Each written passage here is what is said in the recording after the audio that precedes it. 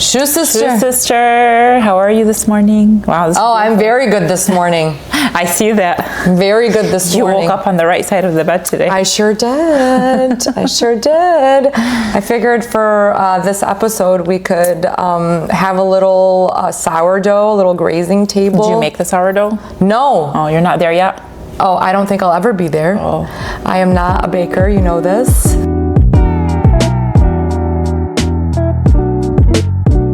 I do not bake. I don't.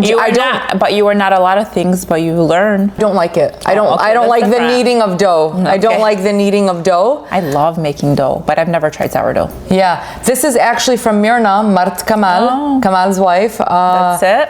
Yeah, this is her sourdough. This is the second loaf I get from her. The sourdough trend reminds me of the banana bread trend during COVID. Oh, there was a banana bread trend during COVID? Yeah. I knew there was a pasta trend. No, the banana bread. Like a feta, it was like a feta cheese. I remember that. You put a block of feta cheese in the tomato with the tomatoes and you just put it in the oven. I remember that. There were a lot of trends during COVID. I mean, people were at home and people were trying to make things and keep busy and keep their mind off of pandemic and end of the world thoughts. So banana bread did it. So banana bread did it amongst other things. Yeah, so this is actually the second loaf, and she incorporated caraway seed and za'atar. Yeah, so we gotta try it. Dig right in. Yeah, you gotta try it. Mirna, I will be your harshest critic if you're watching this. Yeah.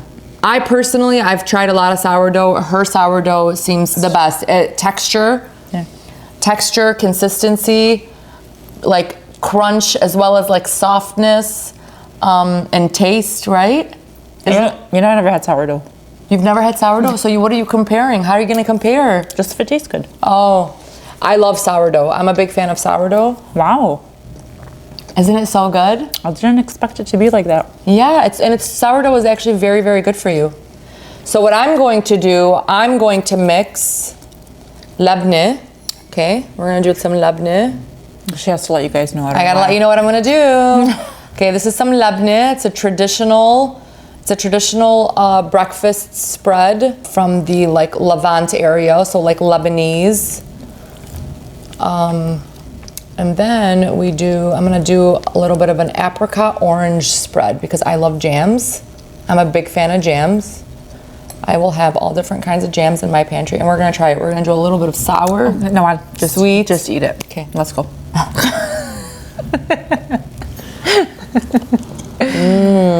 That did look good. It's really good. Do you want me to make you a bite? No. Why? No, it's okay. It's gonna be here for a while. It's so good. Well, okay, so let's get started with this episode, right? Yeah, welcome to episode 4. Sisters in Sourdough. Yeah. I think she just named the episode. Actually, Mirna gave it to me. Oh, did she? Oh, cool. I snapped a picture and I sent it to her. She's like, oh my God, I love your podcast, Sisters in Sourdough. I'm like, that is the title of episode 4. Thank you. That's awesome. So this episode is going to be more like, an interview type of episode. So we're going to get asked questions and we're going to just answer them. Our producer, who's behind the camera, is going to ask us some questions, and we are going to answer them frankly, honestly, and for me, probably very silly. And very long answers. I'm going to do my best to keep it short for y'all. Okay, short and sweet. Not for y'all, for her. What do I wish more people understood about me? I think I'm underestimated a lot. So I think... sometimes I don't mind because then you just don't get asked to do much. The pressure's off. The pressure's off. But I think I have a lot of hidden talents, that like what? Slowly but surely come out. I don't know, I have yet to find them, but I know they're there. You want me to? What? You want me to piggyback? Do you know? Do you know my hidden talents, Yanne? Yeah, you're very creative. Oh, well, You're very creative. You think outside the box. You don't, when there is a moment of pressure and it's like you are actually super calm. Oh, I am. Yeah, I am very calm. But surprisingly at home, You're not? I'm not. You're the... Yeah, well, I think it depends. I think it depends. What I've learned is that it depends on the spaces and the situations you're put in. For example, I feel like at school, at work, at the KKLC, I am a calm. I am a calm because there's just so much personality and there's so much you have to be energy. Or you won't be able to problem solve anything. Yeah. Yes. So I am a calm. But in other spaces, maybe perhaps with Nader, because he's my calm. That's what I'm saying. Yeah. And he's my steady, and he's my stability, that I feel like I can be anxious and be a little... let go, be frantic. Frantic, because I think we're allowed to have that. Yeah, we're allowed to feel that. You know, there were a lot of times where I learned with Nader, like, you know, I just need, because, you know, when I would get angry, he would get angry because he wanted to feel with me, you know, and it was so lovely, but I wasn't allowed to just be angry or be sad or feel the feelings that I wanted to feel. Just let me be. Just let me be mad. Be that steadiness for me over there in the corner, and let me just be mad. Allow me to feel my feelings. So, yeah. Well, that's nice. Yeah. So, how about you? What was the question again? What do you wish more people understood about you?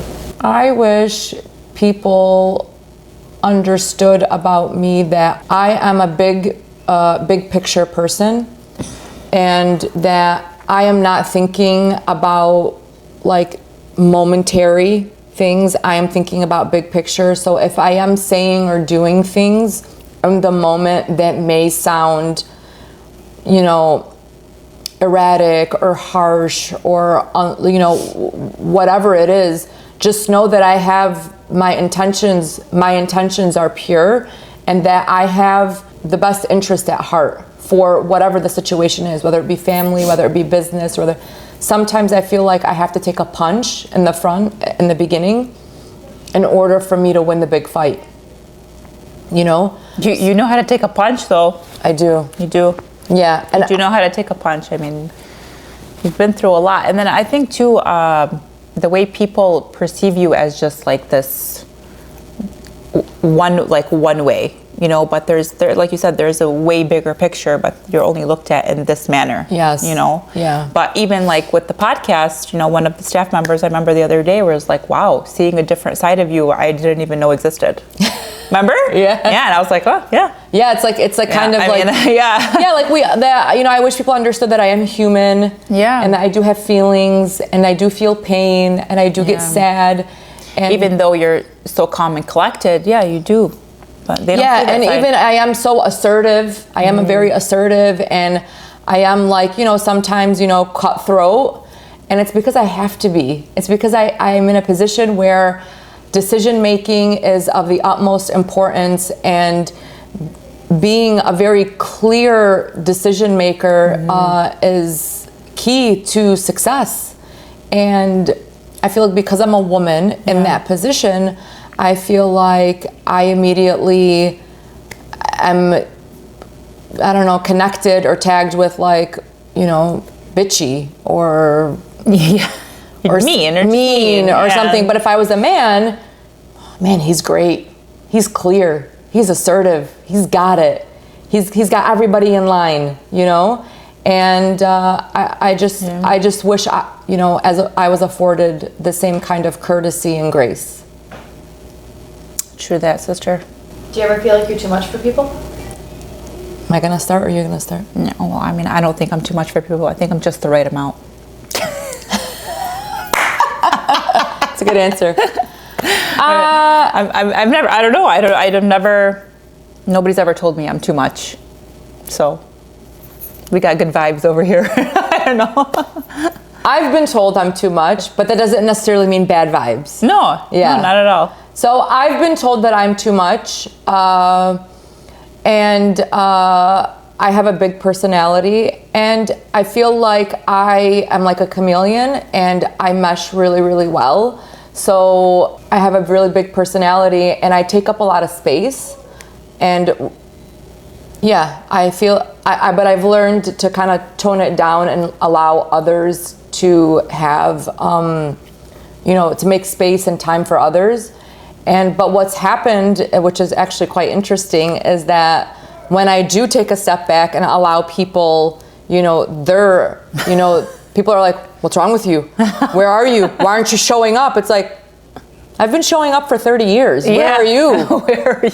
You're like, I've been showing up. Like, I'm allowing you to show up now. So what is it, a lose-lose situation?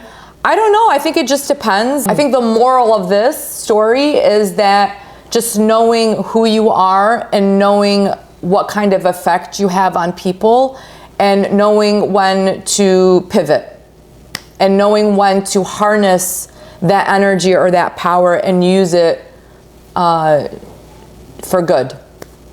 Nice, well said, sister. Oh, thanks, sister. You want a zaytun? These are balade. Okay. I had one of them. I'm gonna have. Aren't these the Moroccan ones? Yes, they're so good. Zaytun break. Zaytun break. I'm actually gonna have a clementine because I love clementine. I love peeling. And there's something very soothing about peeling oranges. What's something you're unlearning? Like, for example, I think I'm unlearning that I don't have to be put in a box. And I need to speak out more and talk more and be more me. So I'm unlearning hiding. Oh, that's a good one. Kelsey, I don't like to dig deep within my soul. I wasn't ready for a therapy session this morning. I think it's good. Yeah, I think it's very good. I'm learning. From episode 1 to now, you've grown. Oh, I have a good one actually. Yesterday, I was having a conversation with Ali. At night when I'm putting the kids to sleep, I'm just watching, these reels, and I get a lot of like parenting advice ones, okay. So I came across, the middle child syndrome, Yeah. So I'm unlearning how to navigate, how to treat, the oldest, the middle, the youngest, and then it was the whole thing yesterday. Honestly, it was the whole thing. It was like an epiphany too, Yeah, you're unlearning what, like traditional parenting? Yeah. So in ways, like I was talking to Ali, like we need to do better. Like, right now there's so much focus on the oldest. My middle child is getting lost. Suna? It was so sad. Like I'm thinking about it, and I was like, he's literally getting lost.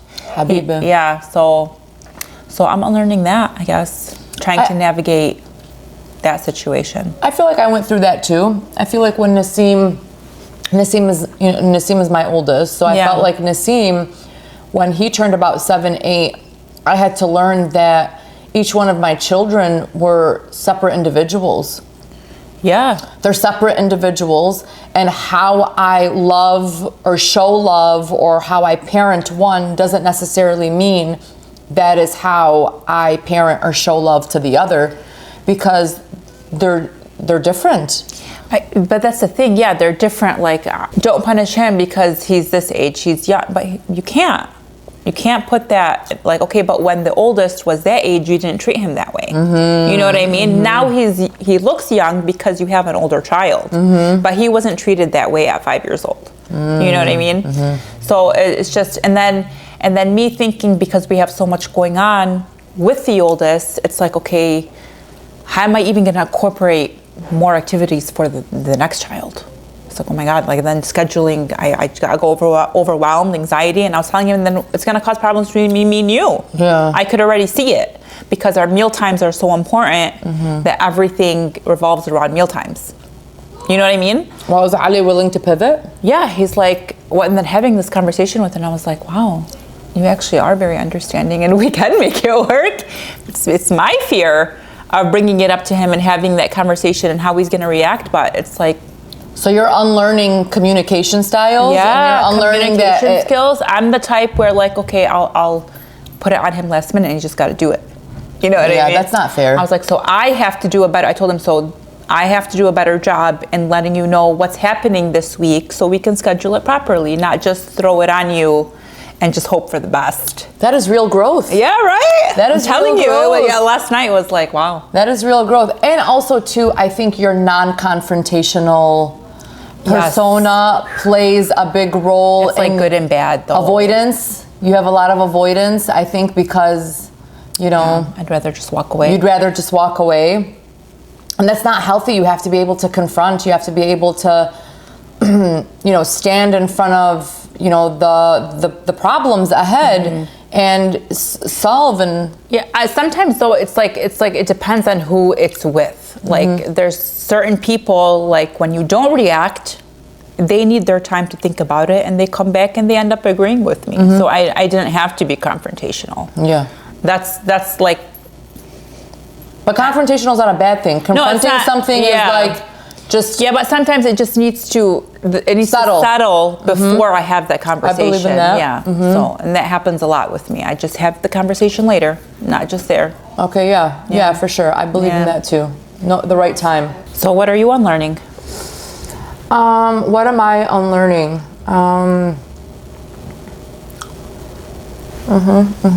Currently, I mean, I've unlearned a lot of things, but currently, what I'm unlearning are timelines, I guess. What do you mean?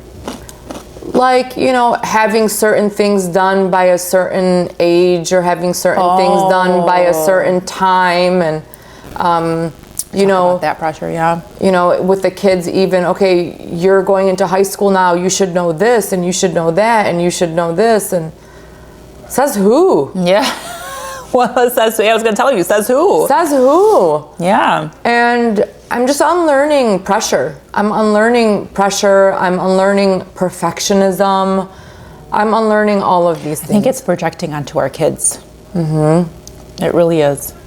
Yeah, so We put them in all these things because like we want them to have it all. because we have the resources. Yeah. We have the resources, you know, and we're like, okay, why couldn't or why shouldn't our kids, you know, we didn't have those opportunities being, you know, first generation immigrants. So our kids get to have the opportunities because our parents struggled and worked so hard so they could get these opportunities. So Yeah. now we put all of this pressure and it's like backfiring a little bit. Absolutely. So says who? Thankfully we have the resources, and Yeah. I think we got to read the signs of our children and our life and then make decisions on that, not like presuppose or make assumptions. Yeah. Wait to see and then act. Watching Reacher. I don't know if you know the show Reacher. Kelsey knows it. No, what is it?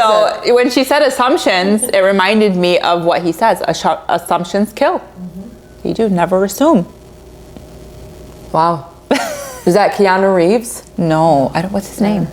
Oh, be better. What was the Keanu Reeves one? John Wick. John Wick. Reacher. Reacher. Tell me about Reacher. Who plays it? I don't know the actor's name. Why do I know his name?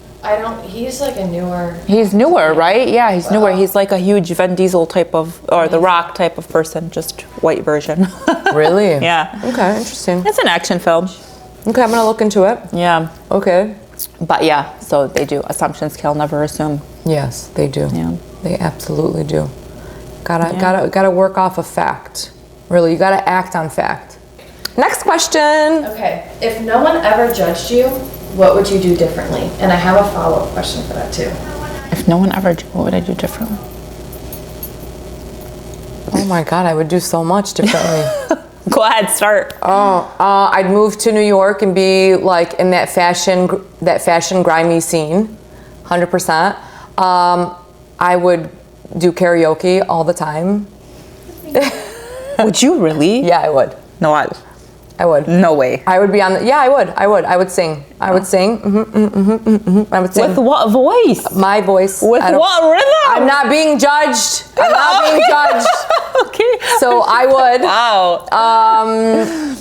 Also, I would try out at I would be playing volleyball right now. I would be playing volleyball. I would be probably traveling and playing volleyball, traveling and I don't know, taking on like different kinds of fashion jobs and traveling and living in like small places.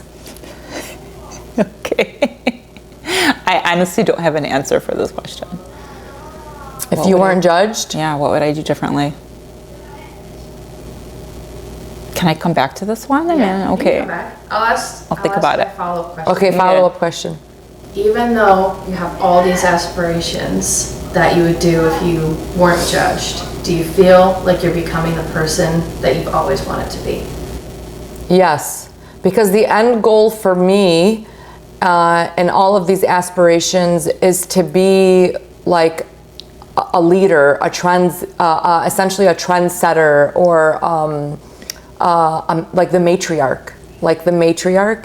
And I feel like I am. I feel like I have gotten there. I feel like this is probably the first year where my family and my friends and my coworkers and my employees, and I feel like are seeing me as that leader, that person. Yeah. I'm her. I'm really feeling it. Really feeling it. So yes, I do believe that I am. I mean, for me, I never really had any aspirations or ambitions until recently, and I'm in my 30s. That's kind of sad. No, it's not. It's sad. It's okay. I mean, yeah, but like, wow, it's like... When you were in your 20s, Fedek, when you were in your early 20s, when you were going to Lawrence Tech and you went to Italy, right? You went to Italy for architecture or whatever, you did like a study abroad. Yeah. But I never saw anything through, so... I know, but that doesn't mean that you didn't have aspirations. No, I guess, yeah, but like now it's like, I feel like it's more attainable. So before, maybe I didn't have them because I didn't think I could ever achieve them. Why? Because of your capacity, or because you didn't have the resources, or you just didn't think you were capable? Maybe I didn't think I was capable. Wow. Yeah. I think my priorities were just not there. I was like hanging out with my friends. I was up late. My priorities were way off. My priorities should have been school and those ambitions, but no, it's just like, okay, then I'd wake up. I was up till 2, 3, 4 o'clock in the morning. Yeah. And that's how people knew me for the longest time. And now when people tell me that and they still perceive me as that, I get really mad. It's offensive? It's so offensive. Like I'm 36 years old and you're still talking about when I was 20 years old. I'm this completely different person. Yeah. So, I mean, listen, to help with that, because I was a completely different person in my 20s as well. Yeah, but you... In terms of like, you were at a completely different path. I know, but let me. I want to provide some guidance here. Yeah. I think accepting yourself in all aspects of your lifespan, I think, is key to growth and key to evolution. I don't regret. Yeah. I don't have no regret because everything I've done has led me to where I am. Exactly. And I'm so happy with. I'm so happy, but just in the matter of having those ambitions, aspirations, it could have went a different way, but no, alhamdulillah, this is where I'm supposed to be, and it's beautiful. It really is beautiful. I agree. Yeah. Well, I want to share some insight with you, like if at that moment in time you didn't perceive yourself as somebody with aspirations, I want to tell you how I perceived you. Oh, okay. Let's hear it. Yeah. I always admired you. I did. I admired your confidence. I admired. Huh? Well, thank you. But it was actually the opposite. I envied her. I admired your ability to be free. I admired your ability to be in those moments. I admired your ability to give zero fucks. Like straight up. I would look at her. I would be sitting in the living room. This is at our mom's house. I would be sitting in the living room, and when you're sitting in the living room facing the entryway, just open the door and you walk straight. The hallway was straight in, right? I would be sitting in the living room. I'd be watching you pull up. I'm like, this bitch just has it. I was like, she's just got it. She's just got it made. She would just open the door, walk right in, and go straight, and had zero cares. She was just living her life. You were living your life, and I admired that so much, and I love that about you. You inspired me so much to just think about myself and just care about myself and to stop caring about like... Wow, I had no idea. I thought I was this like bum just living a carefree life. But that was beautiful. At the fact you were in your early 20s. Yeah. I was in such a rush. Because you had a plan. Yeah. And you're that type, you have a plan, you follow it, Yeah. you're by the book. Yeah. Yeah. And like I said, like it's beautiful. I don't regret or resent anything, but it's so interesting how we see ourselves and how others see us. Yeah, I was just like, wow, I'm if only more of us could hear of what others see in us, it would literally change the way we see it would help us so much if more stories were told, if there was more sharing amongst sisters and young women, that my God, how much it could change one's emotions, one's mood. Just seeing how different we are. We complete each other though. I know. Like we're just, stop. Don't make it, don't do that. Sister. Okay, sourdough. That's zaytun and sourdough. Okay. So closing out. Yeah, I'll cut I one. have one Go. last for you guys. Okay. Okay, let's hear it. When I first met you both, you guys were so shy to be on camera, newer with KKLC, getting things figured out, and I feel like you guys have grown so much over the past couple months, and I think you guys have really grown as sisters, but grown individually too. I mean, you've got things figured out so well, and you just have a plan for everything, and your confidence, and you're just glowing now. Like it's. Wow, thank you. My question is, do you guys know how proud I am of both of you? Oh, Kelsey. That's a moment right there, Noah. I know. Thanks, Kels. I mean, when you changed our lives when you came into. I don't know if it wasn't. I found that company, by the way. So you thank did me for that. You did. But if it was me, I don't know if it was somebody other than you. I don't know how it would have panned out, honestly. So thank you for all you've done for us, because you've changed us. You have. This was your idea.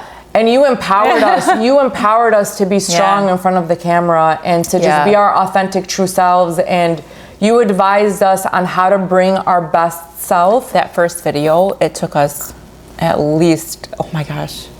You gotta show those bloopers. Yeah, but was bad. we want to thank you. Yeah, we do. We want to thank you so much. And we love you. And we love I you. love you guys. Yeah. Okay, sister. Okay, I think, Shoe sisters. yeah, that concludes that. So, Yeah, Shoe Shoe sister. sister. And our new sister.